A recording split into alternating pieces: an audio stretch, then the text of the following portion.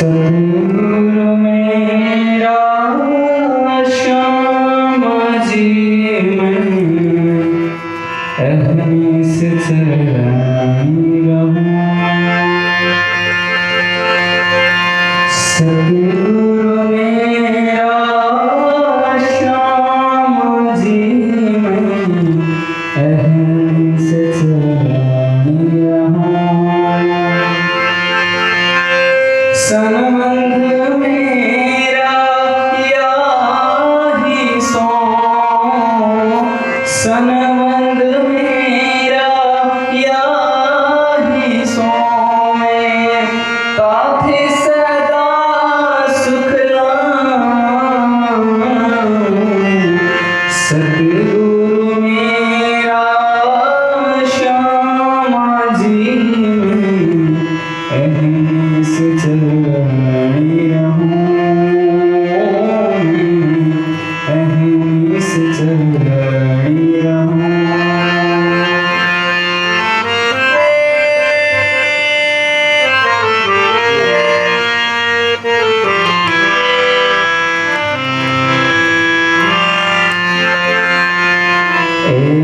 जो माया लोक चोरे, जो माया लोक चोरे, सब त्रिगुण को विस्तार।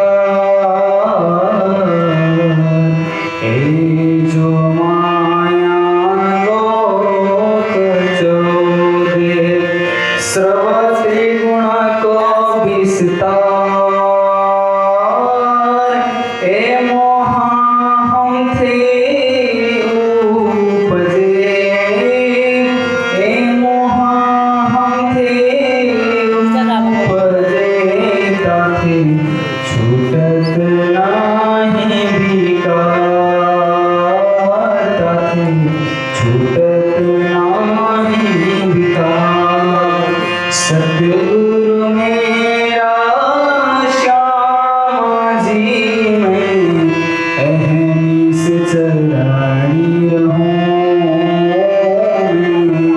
अहनिस चराई रहूं।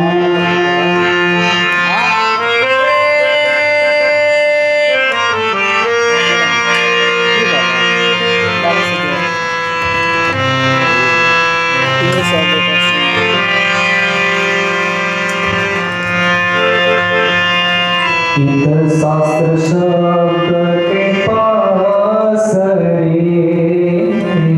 इत शास्त्र शब्द के पास रे, ताको खोज करे संसार।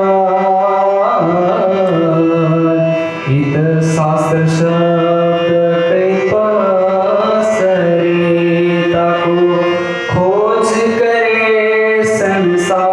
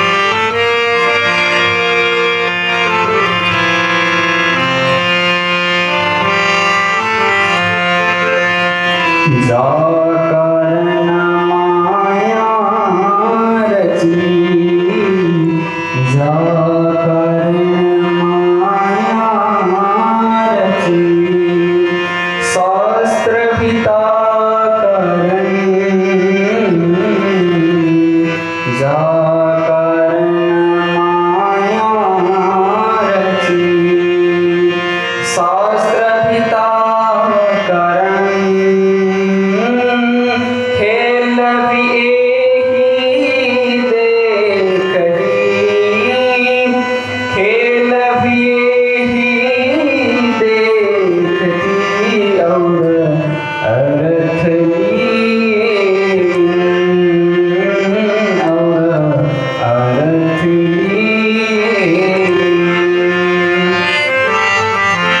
सद्गुरु मेरा श्याम जी मैं अहनिस चरणी रहूं संबंध मेरा याही सो संबंध मेरा याही सो मैं ताथे सदा सुख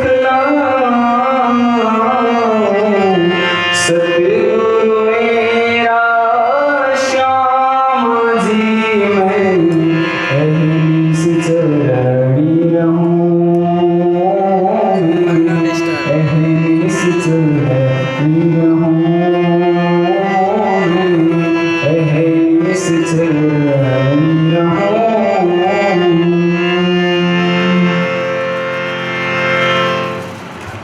परमात्मने नमः। श्री गुरु चरण कमलेभ्यो नमः। बंधो सतगुरु चरण को करु धनि प्रेम प्रणाम। अशुभ हरण मंगल करना श्रीदेव चंद्र जी नाम। श्री प्राणनाथ तुम सत्य हो तुमसे चलत जहाज। मैं अधीन करनी नहीं बाह ग्रहे की लाज। मंगल कृष्ण प्रणाम है मंगल धर्म प्रकाश। मंगल सुंदर साथ हैं मंगल धाम उजास। मंगल सुंदर साथ हैं मंगल धाम उजास। बोलो वृंदावन बिहारी लाल की सद्गुरु महाराज की श्री प्राणनाथ प्यारे की महारानी बाईजुराज की महाराजा छत्रसाल की श्री लालदास जी महाराज की आचार्य पीताम्बर दास महाराज की गुरुजी मंगलदास महाराज की श्री कृष्ण प्रणामी धर्म की तीनों पुरी धाम की सर्व सुंदर साथ की। उपस्थित धर्म प्राण शिरोमणि सुंदर साथ जी, माताएं, बहनें, भाइयों, देखिए एक होता है दिव्य जीवन, दूसरा होता है नित्य जीवन और एक होता है अनित्य जीवन। अनित्य जीवन का अर्थ है जन्मा मरा, कुछ पुरुषार्थ नहीं कर सका। तो ये तो जीव जंतुओं में देखिए, कीड़े मकोड़े में देखिए, मछलियों में देखिए, जन्मे मरे। और दुनिया में ऐसी सृष्टि बनी है कि कोई किसी का आहार हो जाता है। जैसे मछलियां हैं तो बड़ी मछलियों के लिए आहार है, फिर चिड़िया भी जा कर के मछली को उठा के खा जाती है, मनुष्य भी खा जाते हैं। फिर आप देखिए कि धरती में आप देखते हैं तो जितनी ये मुर्गे हैं इसको भी अभी मनुष्य आहार बना लेते हैं, और कई जो पक्षी होते हैं बाज की तरह वो भी उठा के खा जाते हैं। तो जीव का जीवन क्या है, कब काल आ जाए, कब कौन मारे, कब कोई हजम करे। अनित्य जीवन, कोई ठिकाना उनको नहीं है कि कब किसकी मृत्यु हो जाए। तो इस प्रकार का जीवन भी बहुत सारे जीव जी रहे हैं। और मनुष्य में भी जिसको ज्ञान नहीं है वो अनित्य जीवन ही जीता है। उसको पता ही नहीं कुछ जीवन का क्या अर्थ है, जीवन का क्या मूल्य है, जीवन में क्या सीखना चाहिए, क्या समझना चाहिए, कुछ विवेक ही नहीं है, अनित्य जीवन जी रहा है।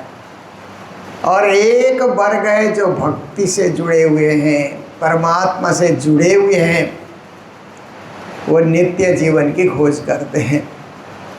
वो नित्य जीवन ही आत्मा का जीवन। शरीर का जीवन तो अनित्य है, शरीर आया और गया, ये शरीर का स्वभाव है। पर आत्मा का स्वभाव है बने रहना, टिके रहना, कहीं कोई विचलित न होना। नित्य जीवन आत्मा का हमेशा नित्य बन करके, अजर अमर अविनाशी बन करके रहना। और उससे परे और एक जीवन है दिव्य जीवन, वो तो परम धाम का जीवन है दिव्य, हमेशा दिव्य बन करके रहना, देदीप्यमान बन करके रहना, चमकते हुए रहना। और ऐसे दिव्य जीवन जीने वाले संसार में भी आते हैं तो यहाँ भी दिव्य जीवन बना लेते हैं। उनका जीना, उनका खाना पीना, भक्ति करना, बोलना चालना सब दिव्य होता है। तो ऐसे दिव्य जीवी बनना हमारे लिए कल्याणकारी है। ब्रह्म सृष्टि का यही जीवन है। सखी जीवन हमारा है, अपना जीवन है नित्य। श्री जी ने कहा वाणी में कि हमारा जीवन नित्य है और नित्य जीवन को पाना है। नित्य से एक कदम आगे बढ़ेंगे तो दिव्य जीवन हमको पाना है। तो देखिए हम लोग बीतक के इस श्रावण मास में हम लोग चल रहे हैं। श्री कृष्ण जन्माष्टमी तक ये कार्यक्रम हमारा जारी रहेगा। तो कल जो प्रसंग हम सुना रहे थे उसी को कुछ आगे बढ़ाने के लिए प्रयास करते हैं। श्री प्राणनाथ जी महाराज ने विदेश की यात्राएं की, समुद्री यात्रा। उन्होंने 20,000 किलोमीटर स्थल यात्रा, धरती की यात्रा की, 8,000 किलोमीटर समुद्री यात्रा की उन्होंने, 12,000 किलोमीटर उन्होंने धरती की यात्रा की, 8,000 किलोमीटर समुद्री, टोटल 20,000 किलोमीटर की उन्होंने यात्राएं की है। आज गिनने से उससे भी ज़्यादा यात्रा की होगी, पर जितने नाम आते हैं शहरों के उस हिसाब से किलोमीटर जोड़ने से। तो अब देखिए उनका जीवन भी यात्रा से भरा हुआ जीवन था। जागनी करना, नगर नगर डगर डगर, सुंदर साथ के गांव बस्ती, जहां भी आत्माएं जागृत होना चाहती है वहां पहुंच जाना, प्रचार करना, परमधाम का ज्ञान सुनाना और उनकी आत्मा को निर्मल करना। तो 5 देश की उन्होंने यात्राएं की अपने जीवन काल में। भारत उनकी जन्मभूमि रही, क्योंकि जामनगर में उनका जन्म हुआ, तो भारत की भूमि है जामनगर की भूमि, वहाँ उनका जन्म हुआ। और जब ठट्ठा नगर जाते हैं तो ठट्ठा नगर पहले तो अखंड भारत का ही एक हिस्सा था, अब पाकिस्तान में चला गया। इसीलिए श्री प्राणनाथ जी ने उस धरती पे भी अपने चरण रखे, पाँव रखे, पाकिस्तान की भूमि में। फिर अब बसरा गए हुए हैं तो इराक की भूमि है बसरा। बगदाद जाते हैं, इराक की राजधानी है। उसके बाद फिर प्राणनाथ जी महाराज दोबारा महारानी बाईजूराज को वापस लाने के लिए, बंधक से छुड़ा करके वापस लाने के लिए फिर जाते हैं मस्कत। वो ओमान देश में आता है, आजकल भी उस देश को ओमान कहते हैं, मस्कत उसका शहर है। उसके बाद प्राणनाथ जी महाराज अब्बास बंदरगाह चले जाते हैं ना, भैरव सेठ जहाँ पर मिला, तो ईरान में आता है। तो 5 देश, भारत, पाकिस्तान, ईरान, इराक और मस्कत, ऐसे देशों की उन्होंने यात्राएं की है, समुद्री यात्राएं, स्थल की यात्राएं, तो यात्रा ही उनका जीवन था। तो जब बसरा जा कर के पहुँचे तो खेता भाई, गंगजी भाई के भाई से मुलाकात हुई, और होने के बाद क्या है कि उनको जगाने का बड़ा भारी प्रयास किया, परंतु किसी किसी की आत्मा जागती नहीं है। एक जन्म में नहीं जागेगी, दूसरे जन्म, कई जन्म जन्मांतर भी लग सकते हैं। किसी की आत्मा फट से जाग जाती है, जिसका जैसा अंकुर उसी हिसाब से फल की प्राप्ति होती है। 4 साल तक प्राणनाथ जी महाराज प्रयास करते रहे, हाँ सुनते भी हैं, परंतु इतना उनको जीवन में नहीं उतरता है। उनको तो लोभ लालच है धन संपत्ति का, कि जो कुछ मैंने कमाए वो समेटा जाए और भारत लौटा जाए, ऐसा सोच ही रहे थे। पर अचानक रात्रि को सोए तो सुबह उठे ही नहीं। श्वासों का क्या भरोसा, ना जाने न श्वास का आवन होए न होए। देखिए हम श्वास ले रहे हैं ना, श्वास का आना जाना हो रहा है, हमको नहीं पता लगता है, पर 1 मिनट में 15 बार हम श्वास लेते हैं। श्वास को खींचना फिर श्वास को छोड़ना, ये ऑटोमेटिक क्रिया है। प्राणायाम के द्वारा इसको क्या है कि और इसको बल दिया जाता है, पर अपने आप भी प्राणायाम हो ही रहा है, स्वतः प्राणायाम। परमात्मा ने ऐसी सृष्टि रची है कि हमें अंदर श्वास की ज़रूरत होती है, तो नाक के द्वारा अपने आप हवा को अंदर खींची जाती है, और अंदर के हवा को बाहर करना है। कार्बन डाइऑक्साइड बोलते हैं ना, ऑक्सीजन चाहिए इस शरीर को। ऑक्सीजन लेना है तो नाक अपने आप ही खींच रही है, और कार्बन डाइऑक्साइड को बाहर करना है तो श्वास प्रश्वास बोलते हैं ना, श्वास और प्रश्वास, इस तरह से क्रियाएं चल रही है।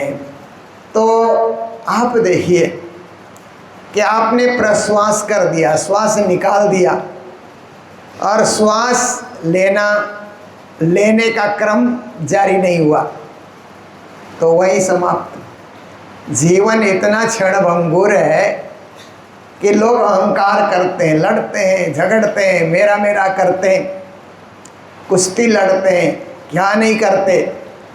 परंतु जीवन इतना क्षणिक है कि श्वास गया और नहीं आया तो बस जीवन लीला वहीं समाप्त, कुछ नहीं, मृत्यु हो गई, ऐसी स्थिति होती है। और वो खेता भाई की भी ऐसी स्थिति हो गई।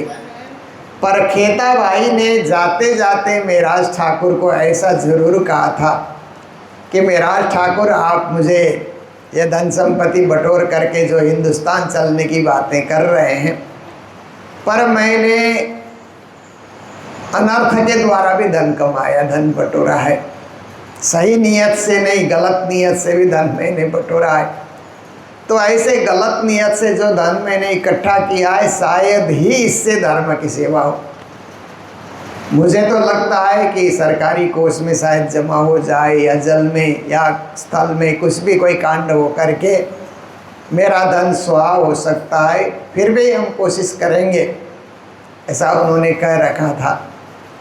तो उनका देहांत होने के बाद अंत्येष्टि क्रिया उनकी कर दी गई, और इतना जब पता लगा वहाँ के हाकिम को, तो उसने फिर जितने गोदाम थे उसमें ताले लगा दिए। उसने सोचा कि ये हिंदुस्तानी भाई आकर के, अकेले आकर के यहाँ कमा रहा था, खूब संपत्ति बटोरा, अब कोई उत्तराधिकारी उसका आ गया है वो लेके जाने के लिए, यहाँ का धन दूसरे देश में क्यों जाए, यहाँ का धन यही रहना चाहिए। ऐसा सोच करके उसने सब ताले लगा दिए। कई प्रकार से प्रयास हुआ, परंतु सुनने को तैयार नहीं था। तो प्राणनाथ जी पैदल चल करके बसरा से बगदाद पहुँचते हैं, जहाँ सुल्तान रहता था। ये तो हकीम था, सुल्तान वहाँ पर रहता था। तो प्राणनाथ जी महाराज सोचते हैं कि सुल्तान से कैसे मिले और फरियाद कैसे करें, विनती कैसे करें, कोई उपाय तो देखना होगा, कोई मार्ग तो देखना ही होगा। तो ऐसा करके 1 महीना व्यतीत हुआ, जान न पहचान, ऐसी जगह में किसको क्या कहना, और सारे के सारे अलग से धर्म पंथ में लगे हुए हैं, मुस्लिम हैं सारे के सारे लोग। तो एक अजनबी नए देश से आए हुए व्यक्ति की बात कौन सुने माने, ये भी असंभव जैसा लगता था। महीना भर इधर उधर घूमे, इधर उधर चलते फिरते रहे, लोगों से परिचय बनाते रहे। फिर उन्होंने सोचा कि यह काम सब व्यर्थ है, कोई सुनने वाला नहीं, कोई समझने वाला नहीं, कुछ नहीं होने वाला है, मुझे अब लौटना चाहिए, जामनगर लौटना चाहिए, कोई ये प्रयास करने का कोई अर्थ नहीं। तो लौटने की तैयारी जब कर रहे थे, चल रहे थे, तो उसी समय सामने से एक अरबी वेश में, सफ़ेद वेश डालते ना अरबी लोग, ऐसे अरबी वेश में सफ़ेद वस्त्रधारी सामने से चल करके आ रहा है। और प्राणनाथ जी महाराज ने सोचा कि इसी से फरियाद करें, शायद ये कोई मेरी मदद करे, ये जो है निराला लगता है देखने में। तो प्राणनाथ जी ने सारी बातें उसे बताई। तो वो कहता है कि ला तखौफ या बनी, ऐसी जो आती है ना, डरो मत बेटे, ऐसा वो फारसी भाषा है, क्योंकि ईरान इराक में उस समय फारसी भाषा चलती थी और सऊदी अरब आदि क्षेत्र में अरबी भाषा। तो जैसे हम लोगों में क्या है कि संस्कृत भाषा है, फिर पाली भाषा भी है ना, संस्कृत के बाद हिंदी तक आने के लिए संस्कृत से पाली भाषा से अब अपभ्रंश होते हुए हिंदी भाषा बनी, ऐसा कहा जाता है। उनमें भी क्या है कि मूल अरबी भाषा है, उसके बाद अरबी से फारसी, फारसी से उर्दू, 3 भाषाएं उनके पास है। और उर्दू भाषा क्या है कि थोड़े हिंदी के शब्द जोड़ दिए, थोड़े अरबी और फारसी के शब्द जोड़ करके एक नई भाषा बनी जिसको उर्दू कहा जाता है। और उर्दू भाषा का उत्पत्ति स्थान लखनऊ को माना जाता है। भारत में जो लखनऊ शहर है, उत्तर प्रदेश है, वहाँ नवाब लोग उर्दू बोलते थे। और उर्दू आजकल पाकिस्तान की राष्ट्रभाषा बनी हुई है। भारत में भी बहुत सारे लोग उर्दू बोलते हैं, उसमें हिंदी भी होती है और अरबी के शब्द भी होते हैं, मिला जुला के बोलते हैं, तो नई भाषा के रूप में वो बनी। फारसी भाषा है तो ईरान इराक उस क्षेत्र में बोली जाती है, अरबी सऊदी में ये सब था। तो श्री प्राणनाथ जी महाराज 4 साल जब वहाँ रहे तो अरबी और फारसी दोनों भाषाएं उन्हें समझने का, जानने का, बोलने का मौका मिला। 4 साल कोई किसी नए देश में रहता है तो वहाँ की भाषा आ ही जाती है। लोग तो 6 महीने में ही नई भाषा सीख लेते हैं।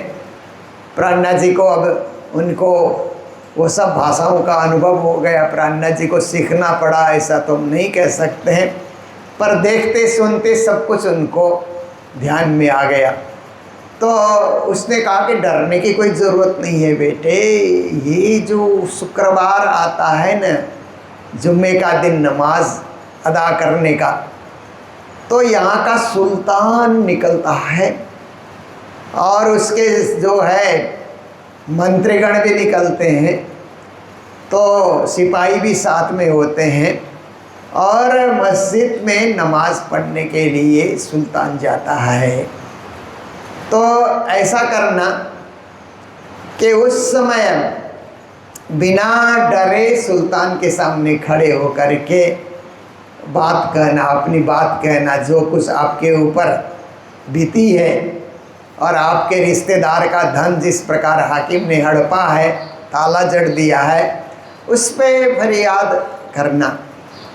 तो श्री प्राणनाथ जी महाराज गए। शुक्रवार के दिन सुल्तान भी निकला और उसकी सवारी भी हो रही है, सिपाही लोग भी आगे पीछे चल रहे हैं। फट से प्राणनाथ जी गए और सुल्तान के दामन को, जो कपड़ा वो पहना हुआ था, वो दौरा जैसा, उसी को दामन कहा जाता है, उसको प्राणनाथ जी महाराज ने ऐसे झट से पकड़ लिया और कहा, मेरे गले का बोझ डालत हूँ गले, तुम ले हिसाब रोज़ ईद का जब होवे हक हुकुम। ऐसा उन्होंने कहा, मेरे गले एक भार आ गया है कि हमारे रिश्तेदार खेताबाई का धन छुड़ा करके अपने उनके रिश्तेदारों को या गांगजी भाई बाल भाई उनको पहुंचा देना। एक बोझ मेरे ऊपर आया हुआ है और वहाँ के हाकिम ने ताला लगा दिया, इसलिए सुल्तान न्याय करे कि वो धन वापस मिल जाए। इसके लिए हे सुल्तान, मेरे गले का बोझ आपके गले में मैं डाल रहा हूँ, तो अभी से न्याय कर सकोगे तो ठीक है, न्याय कर दो। नहीं न्याय करोगे तो ईद के दिन जब पर्व का दिन आता है और कुछ न कुछ ईश्वर खुदा जो बख्शिश करता है, वो ईद के दिन वो सारा हिसाब किताब बख्शिश के रूप में मैं ले लूँगा, इसी तरह दामन झटक करके। इसलिए अभी मेरा न्याय करो, ये कहने का तात्पर्य यही था।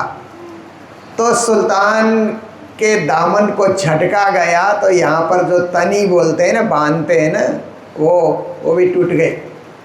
जो सिपाही लोग थे वो गिरफ्तार करने की तैयारी कर रहे थे। सुल्तान ने कहा रुको रुको, ये बंदा हमारे देश का नहीं लगता है, ये बाहर किसी देश से आया हुआ है, इसलिए हमारे लिए मेहमान के समान है, अतिथि है, इसको पूछा जाए। तो उसने कहा कि अभी तो मैं नमाज़ पढ़ने जा रहा हूँ, मैं ढोल पिटवाते हुए अपने कर्मचारी को भेजूँगा, तो दरबार में आ जाना और जो कुछ कहना है वहाँ कहना, सारा न्याय तुम्हारा कर दिया जाएगा। इतना बोल करके वो नमाज़ पढ़ने चला गया। और श्री प्राणनाथ जी महाराज दूसरे दिन प्रतीक्षा करते रहे कि कोई मुझे बुलाने आएगा, क्या होगा, कैसे होगा। तो ढोल बजाते हुए राज कर्मचारी आए, सुनो सुनो सुनो, कल जिसने दामन पकड़ा था सुल्तान का, जो भी हो सामने आ जाए, उसे राज दरबार में हाजिर करना है। तो श्री प्राणनाथ जी महाराज प्रस्तुत हो गए कि वो तो मैं ही हूँ। तो ले करके चले गए दरबार में, बैठने के लिए आसन की व्यवस्था कर दी सुल्तान ने। फिर पूछता है कहाँ से आए हो? कहा हिंदुस्तान से मैं आया हूँ, जामनगर से आया हूँ। और क्या कारण है? हमारे भाई की संपत्ति को आपके हाकिम ने हड़प लिया है, उसे छुड़ा करके मुझे वापस लेकर के जाना है। तो कहा कि वो तो हम कर देंगे, बाकी बताओ हिंदुस्तान में कौन सा धर्म चलता है, वहाँ की राज्य व्यवस्था क्या है? तो प्राणनाथ जी वे अब मंत्री रहे थे, इसलिए पिताजी भी मंत्री, भाई भी मंत्री, राज्य व्यवस्था कैसे चलती है बहुत कुछ उनको पता ही था। बताया, बातें हुई और उसने फिर 2 सिपाही को कहा कि ये मेरी चिट्ठी है, इनको साथ लेकर के जाना, हाकिम को देना, सारा न्याय हो जाएगा। प्राणनाथ जी लौट करके बगदाद से फिर बसरा आए। बसरा आने के बाद हाकिम को सिपाहियों ने चिट्ठी दी, पढ़ा। पढ़ने के बाद सारे ताले तो खुलवा दिए और प्राणनाथ जी ने थोड़ा बहुत देखा, सब ठीक ही है। उसके बाद क्या किया कि रात्रि को प्राणनाथ जी विश्राम करते हैं, तो उसने उन गोदामों में आग लगा दी। हाकिम बेईमान था, इसलिए उसने अपनी बेईमानी की आग लगा दी, तो आग से जल जल करके सब भस्म हो गया जो कुछ भी था। फिर प्राणनाथ जी महाराज अब और कोई उपाय नहीं था। दूसरे तीसरे दिन गए तो कुछ सोना चांदी जो आग से नहीं जलते हैं, ऐसे कीमती धातु कुछ बचे हैं, कुछ है, तो उनको इकट्ठा किया जाए। इकट्ठा करने में प्राणनाथ जी लगे। इधर से उन्होंने खबर भेज दिया था जामनगर की खेता भाई धाम पधार गए हैं। तो गांगजी भाई ने क्या किया, अपने पुत्र श्याम जी और बिहारी जी को भेजा, जाओ जा करके मेराज ठाकुर की मदद करो, वहाँ का धन भी वापस ले करके आओ। वो भी जहाज़ में बैठे, वो भी आकर के पहुँचे, पता करते हुए मुलाकात हो गई। श्री प्राणनाथ जी ने कहा कि आप लोग ज़्यादा दिन यहाँ मत रुकिए, क्योंकि यहाँ का हाकिम जो है ना उसकी दृष्टि बुरी हो गई है। तो ये सोना चांदी जो कुछ है मैं पोटली बना करके आपको दे देता हूँ, आप लोग तुरंत जहाज़ में लौट जाइए और थोड़े दिन के बाद मैं भी लौट करके आता हूँ। जो कुछ कहीं किसी को ब्याज पे दे रखा है मुझे मालूम है, रोज़ नामचा में कुछ लिखा हुआ है, तो मैं उतना इकट्ठा करके ले आऊँगा, कुछ तो ले करके जाना चाहिए। ऐसा सोच करके श्री प्राणनाथ जी महाराज फिर क्या करते हैं कि उनकी विदाई कर देते हैं। कहा जाता है कि वो लोग लेकर के आए, बड़ी जहाज़ में लेकर के आए और छोटे नौका में चढ़ कर के किनारे आना होता था। लेने देने में कुछ चूक हो गई, पोटली गिर करके समुद्र में क्या है कि वो डूब गई, चला गया सब कुछ। फिर आकर के उन्होंने सोचा कि हम लोगों ने ऐसे गलती की है, तो गांधी भाई भी डांटेंगे, सदगुरु महाराज भी डांटेंगे, बाल भाई भी डांटेंगे, इसलिए ऐसा क्यों ना कहा जाए कि मेरा ठाकुर ने कुछ दिया ही नहीं, अपने पास ही रखे हैं और खुद ही लेकर के आ रहे हैं। तो लोग जो है गलती हो जाती है ना, तो उस गलती को जल्दी से स्वीकार नहीं करते हैं। कई लोगों का ऐसा स्वभाव होता है, गलती दूसरे के ऊपर डाल देते हैं और खुद साफ होने के लिए, खुद स्वच्छ होने के लिए प्रयास करते हैं। परंतु गलती तो गलती है, कभी किसी के सिर डाल करके हम अपनी गलती को दबा नहीं सकते हैं। कब कोई ना कोई दिन प्रकट होगा ही, कहीं प्रकट नहीं हुआ तो इतिहास देखने वाले तो उसको प्रकट कर ही देंगे। तो इधर मेराज ठाकुर भी कुछ और थोड़ा बहुत बचा हुआ जो कुछ मिला वो लेकर के आ रहे थे। तो उसी समय बाल भाई ने जा कर के राजा से शिकायत कर दी कि मेराज ठाकुर ने मेरे भाई का सारा धन अपने पास रख लिया है, वो धन मुझे मिलना चाहिए या सरकारी कोष में जमा होना चाहिए। तो मेराज ठाकुर आए तो 2 सिपाही वहाँ पर, जितने लोग जहाज से उतरते हैं मेराज ठाकुर उतरेंगे तो उनको गिरफ्तार करके दरबार ले आना। तो सिपाहियों ने ऐसे ही किया। क्यों लेके जा रहे हो? क्योंकि आपने वो खेता भाई का धन हड़प लिया है। तो राजा के पास जा करके राजा ने कहा कि ये विदेश का जो धन है ये तो राजकोष में ही जमा होगा, सब जमा कर लिया। 1 महीना प्राणनाथ जी को उसने भी नज़रबंद में रखा वहाँ पर। 1 महीने के बाद छूट करके आए। तो घटना ये क्या है कि बहुत ही दुखदाई घटना भी हम लोग मानते हैं, परंतु घटनाओं से ही तो इतिहास बनता है। जिसके जीवन में कोई घटना ही नहीं घटी उसका इतिहास कौन लिखेगा, उसकी बीतक कौन लिखेगा? कुछ लिखा नहीं जाता। महापुरुषों के जीवन में भी बहुत बड़ी बड़ी घटनाएं आती है पर वे घबराते नहीं हैं। धैर्य से, स्थिरता से राज्य को याद करते हुए हर घटनाओं से उबरने के लिए, हर घटनाओं से निवृत्त होने के लिए वो मार्ग ढूंढते हैं। अज्ञानी व्यक्ति घटनाएं घटते ही घबरा जाता है, अब क्या होगा, अब क्या होगा, परेशान हो जाता है। ज्ञानी जन कहते हैं कि इससे निकलने का भी कोई मार्ग ढूंढना चाहिए। ऐसा सोच करके उस ओर उनका ध्यान आकर्षित हो जाता है।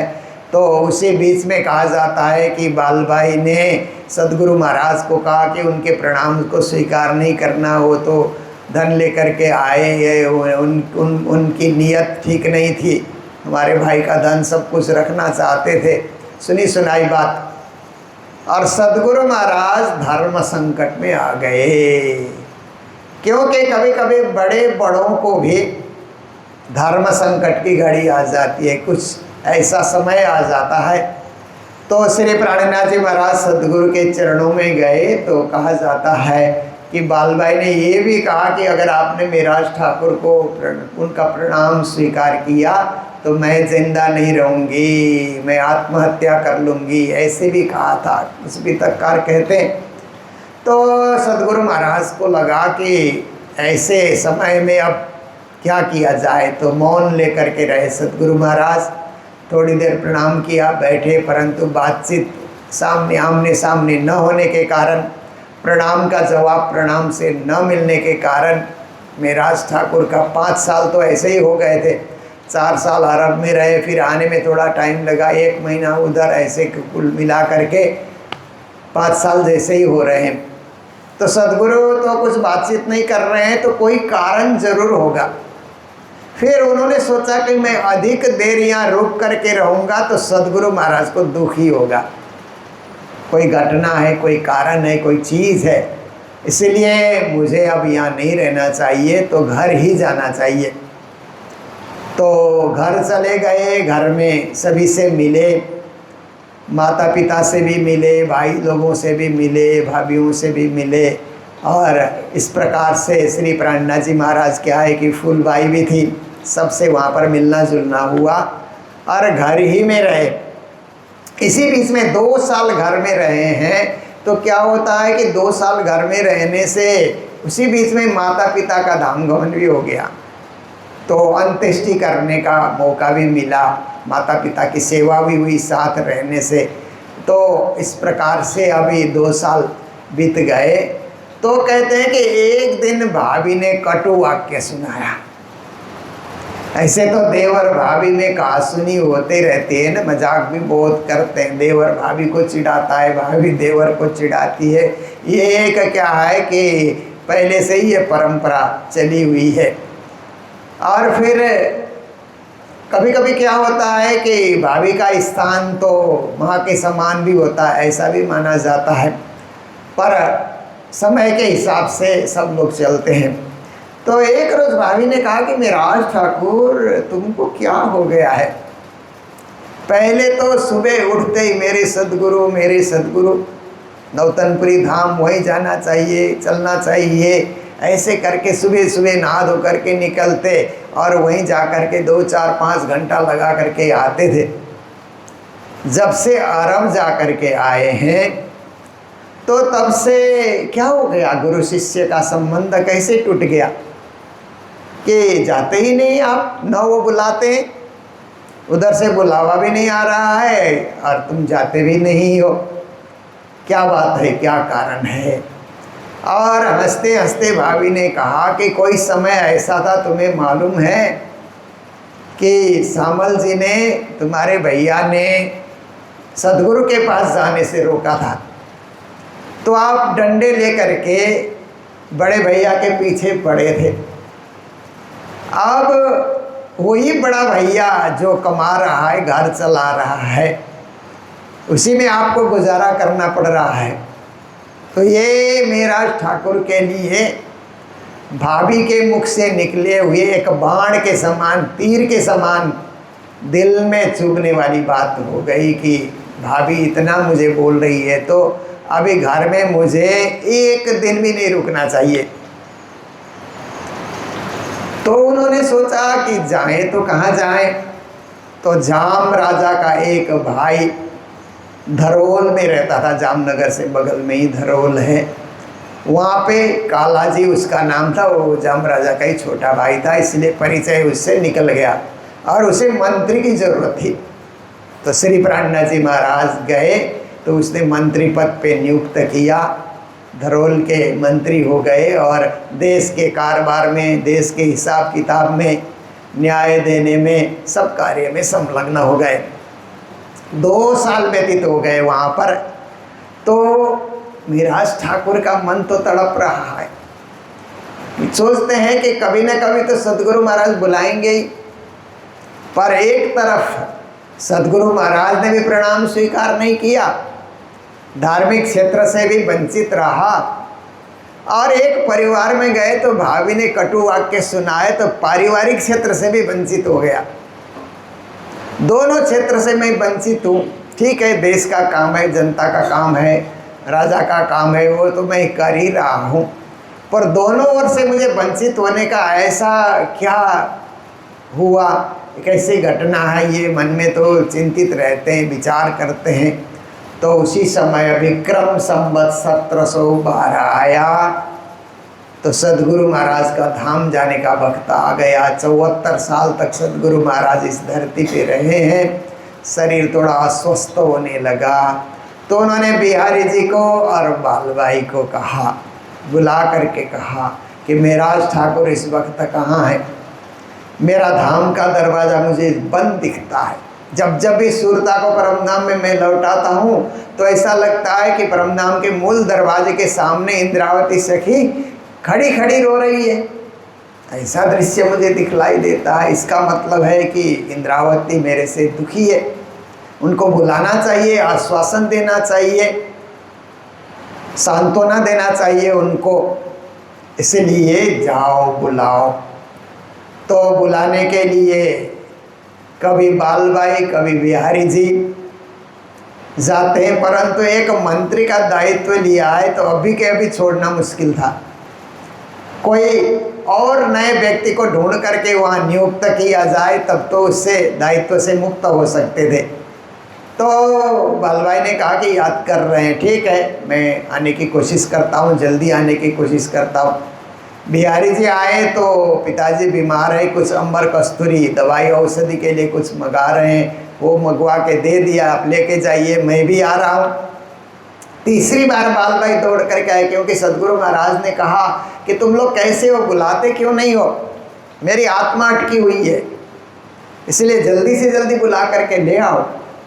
जब ऐसा सदगुरु का आदेश हुआ तभी कहते हैं कि सदगुरु महाराज की स्तुति में प्राणनाथ जी सिंधी की भाषा में, क्योंकि प्राणनाथ जी को सिंधी भाषा इसलिए आती थी कि उनकी माँ सिंध प्रांत की थी और पिताजी कच्छ के थे। कच्छ और सिंध तो बगल बगल में है, पर अब सिंध प्रांत पाकिस्तान में चला गया, कच्छ हिंदुस्तान का हिस्सा हो गया, दोनों बगल में। तो सिंधी भाषा और कच्छी भाषा लगभग मिलती जुलती भाषा होती है। तो माँ सिंध प्रांत के मंत्री की लड़की थी और पिताजी कच्छ के मंत्री थे। इस तरह से उस परिवार में प्राणनाथ जी का आविर्भाव हुआ था। तो माँ की भाषा होने के कारण सिंधी उनको सरलता से आ गई। तो सिंधी भाषा में जान हून कोड़ धड़ धड़ धड़ कोड़ मत्था मत्था मत्था कोड़ मुआ मुआ मुआ कोड़ जीवन हेतरा मिड्डी तो ही जा ताजे गुण गणन भाल तो ही जा ही कड़ी तो के न पूजन। ऐसे सिंधी भाषा में गुरु की महिमा गाते थे कि कोई एक ऐसा जानवर है, उस जानवर के करोड़ों करोड़ों चेहरे हैं, एक एक चेहरे में करोड़ों करोड़ों मुख हैं, एक एक मुख में करोड़ों करोड़ों जिह्वा है। और इतना सब मिला जुला करके गुरु के गुण को गाया जाए तो भी कितने मुख हो गए, कितने जिह्वा हो गए, सब मिलाने से भी गुरु के गुण अपरंपार है। गुरु के एक गुण को भी गाया नहीं जाएगा, इतने महान गुरु हैं। ऐसे गुरु की स्तुति करते हुए प्राणनाथ जी गाते थे। तो सदगुरु वही वाक्य दोहराते हुए कहते हैं कि जो मेरी इतनी महिमा करता था वो मेराज ठाकुर को बुलाओ ना, जल्दी बुला करके ले आओ, मैं धाम नहीं जा पा रहा हूँ, धाम का द्वार मेरे लिए बंद मिल रहा है। तो बाल भाई दौड़ करके गए, मेराज ठाकुर आपको क्या हो गया, तीसरी बार हम बुलाने आए हैं। बिहारी जी बीच में आए, पहले में आई, आप क्यों नहीं आते, सदगुरु तो बहुत धाम जाने की स्थिति में हैं। तो बिराज ठाकुर ने कहा अगर ऐसा पहले बता दिया होता तो मैं पहले निकल आता। फट से किसी को जिम्मेदारी उन्होंने दी, निकल करके आए। तो उस दिन जब सदगुरु के चरणों में चल करके आते हैं और उसी बीच में सदगुरु महाराज ने जब बीमार होने लगे तो क्या करते थे कि एक कागज़ में लिखते थे कि मेरे बाद जागनी कौन करेगा। पहले तो ऐसा लगता था कि मेराज ठाकुर जागनी करेंगे, पर तो अब तो 9 साल हो गए थे, 9 साल की जुदागी हो गई, तो मेरे बाद जागनी कौन करेगा। ऐसा करके एक चिट्ठी कागज़ में लिख करके हीरबाई को देते थे जो रसोई बनाती थी।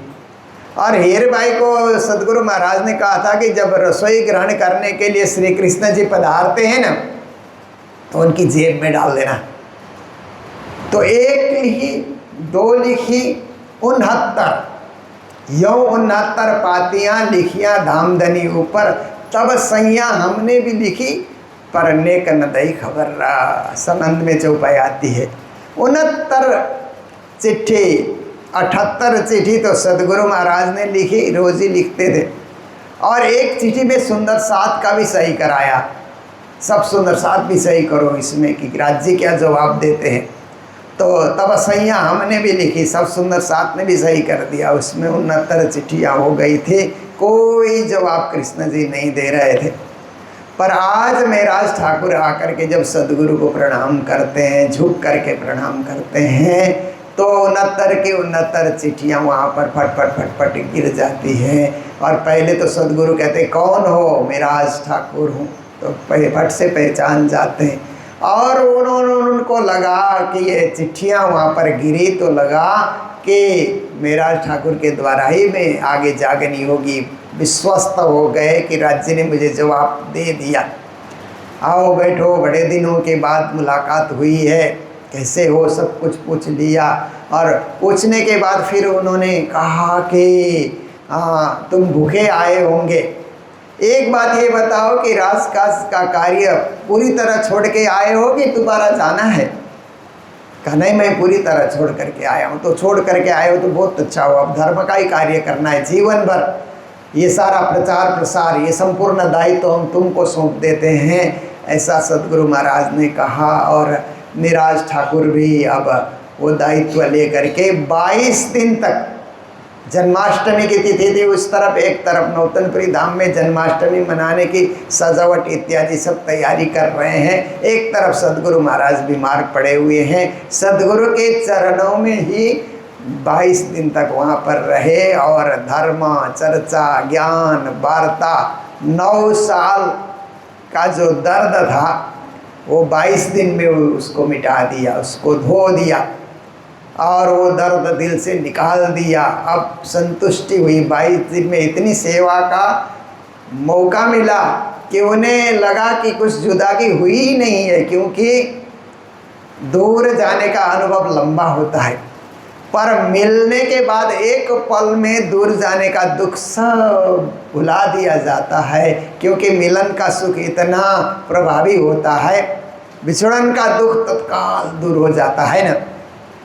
तो ऐसे ही निराज ठाकुर के जीवन में हुआ और सदगुरु के चरणों में बैठ करके ज्ञान चर्चा सुन रहे हैं, धर्म का प्रचार कैसे करना है, देश विदेश कैसे जाना है, शकुंडल साकुमार को कैसे जगाना है, ये सारी बातें सुन रहे हैं। आज का समय हमारा यही पूर्ण होता है, तो फिर हम लोग इस चर्चा को आगे बढ़ाते रहेंगे कि कैसे सदगुरु धाम पधारे, फिर कैसे निराज ठाकुर ने वाणी का अवतरण किया। ये बहुत ही रोचक प्रसंग है, क्योंकि हम लोग भी तक सुनते हैं तो ऐसा लगता है सुनते ही रहे सुनते ही रहे सुनते ही रहे, क्योंकि ये प्रसंग ही कुछ ऐसे हैं कि दिल में चुभने वाले, हृदय को द्रवित करने वाले, आँखों में से जलधारा बहाने वाले, ऐसे ऐसे बहुत सारे प्रसंग आते हैं। इसीलिए हम श्रावण मास में प्रतिवर्ष अभी तक सुन करके आत्मसंतुष्टि, आत्मतृप्ति और परमात्मा की प्राप्ति हम हमेशा करते हैं। ऐसे ही कार्य हम लोग आगे करते जाएं। इन्हीं शब्दों के साथ अभी के प्रसंगों को यहाँ विराम देने जा रहे हैं। बोलो सतगुरु महाराज की, श्री प्राणनाथ प्यारे की, सर्व सुंदर साथ की। कहते हो करके हित,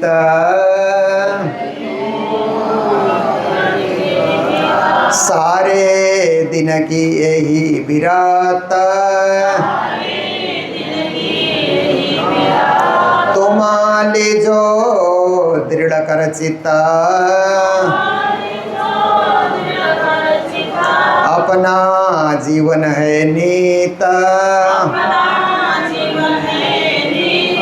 अपना जीवन है नीत। बोलो श्री प्राणनाथ प्यारे की, श्री धाम के धनी की प्रणाम।